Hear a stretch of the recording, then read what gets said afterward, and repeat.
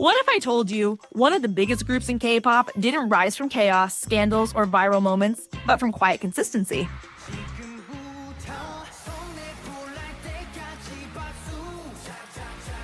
In an industry built on visibility, noise, and constant attention, 17 took a different path.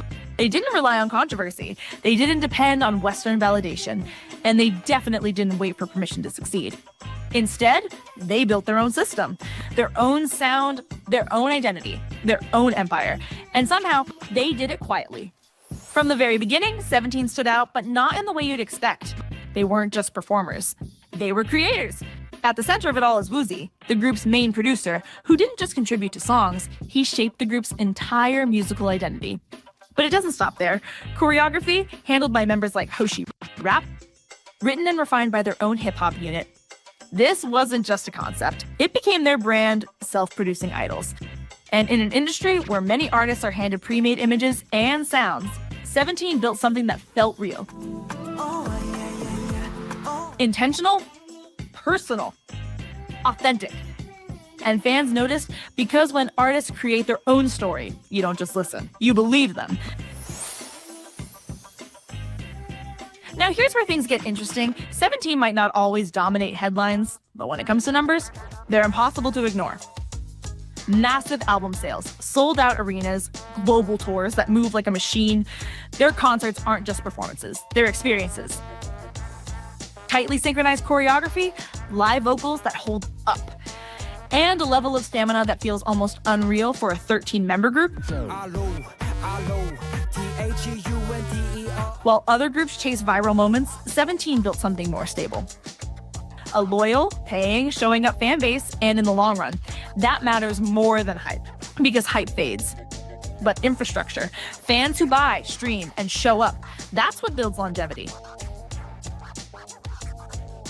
So here's the question. If 17 is this big, why does it feel like Western media barely talks about them? The answer isn't simple, but it's revealing. Unlike some groups that aggressively target Western markets, 17 grew organically. Their focus was always on music, performance, and fan connection, not chasing headlines in the US. And because of that, they didn't fit the usual global K-pop narrative. No constant controversies, no overexposure, no forced virality, just consistency. But ironically, that's also why they get overlooked. Because Western media often amplifies noise over stability. And 17, they're stable, dangerously stable. Behind every empire is a force that keeps it standing. For 17, that force is Carats.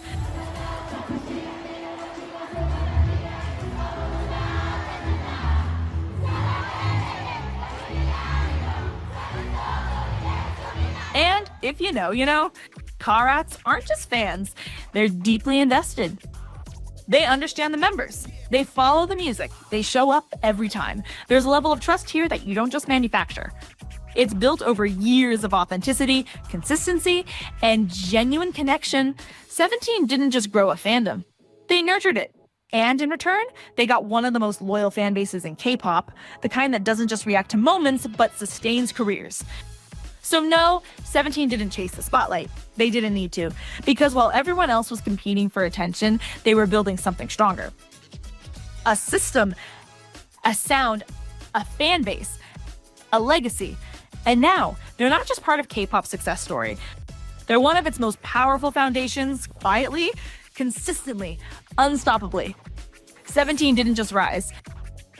They built an empire.